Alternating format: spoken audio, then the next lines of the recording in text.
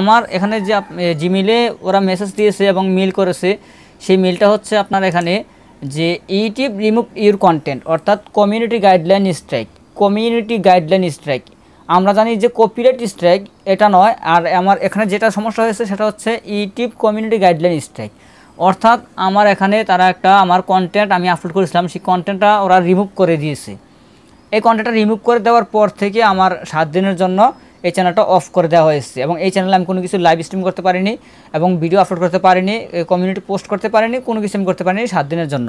আর এখানে ওরা আমাকে জিমেলে এটা স্পষ্টভাবে জানিয়ে দিয়েছে। আর আমার যে সমস্যাটা, সেই সমস্যাটা হচ্ছে আমি কেন তাদের কমিউনিটি গাইডলাইন মানে ভঙ্গ করছি। আর কমিউনিটি গাইডলাইন ভঙ্গ করছি বলতে এটাই বুঝে গেছে, তারা বলতেছে যে আমি নাকি তাদের একটা রুলস ভঙ্গ করছি। সেই রুলসটা হচ্ছে আমি আপনাদের মাঝে একটা ভিডিও আপলোড করেছিলাম, সেটা হচ্ছে কীভাবে আপনারা অরিজিনাল বিটম্যাট সফটওয়্যার ডাউনলোড করবেন।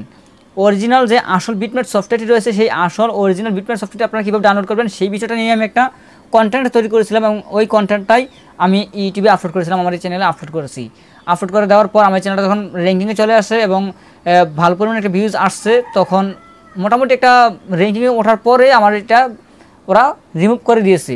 আর এখানে বলা হয়েছে যে hi technical Rafiq, our team has reviewed your content and unfortunately we think it violate our harmful and dangerous policy. We have removed the following content from YouTube. এটা আমরা বাংলা ট্রান্সলেট করে নিই। Bangla translate করলে এটা বাংলার ভাষাটা আমরা খুব সহজে বুঝতে পারবো। আমি যখন ইংলিশটা কপি করে আমার ট্রান্সলেটে চলে আসছি, ট্রান্সলেটে আসার পর এখানে আমাকে বলা হয়েছে আমাদের দল আপনার সামগ্রী পর্যালোচনা করেছে এবং দুর্ভাগ্যবশত আমরা মনে করি এটি আমাদের ক্ষতিকারক এবং বিপজ্জনক নীতি লঙ্ঘন করে আমরা ইউটিউব থেকে নিম্নলিখিত বিষয়বস্তুটি সরিয়ে দিয়েছি।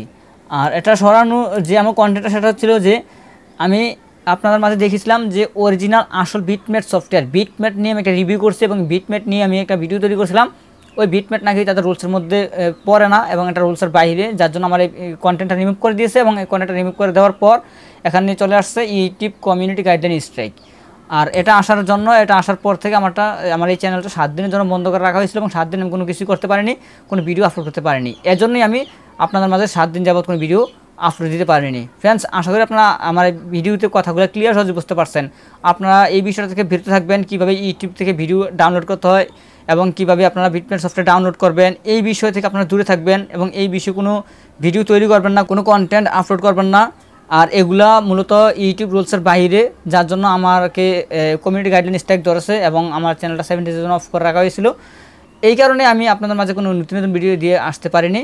আর আমার এই কন্টেন্ট রিমুভ করে দিয়েছে এবং আমি এটা আপিলও করেছি। আপিল করার পরও ওরা সিদ্ধান্ত জানিয়ে দিয়েছে যে এটা সম্পূর্ণ রুলসের বাইরে, এজন্য আমার এটা কোনো ফিরিয়ে দেয়নি, এটা বাতিল করে দেওয়া হয়েছে। আপনারা এই বিষয় থেকে দূরে থাকবেন। আর আমি তো এটা থেকে দূরে থাকবোই, আমি বুঝতে পারছি।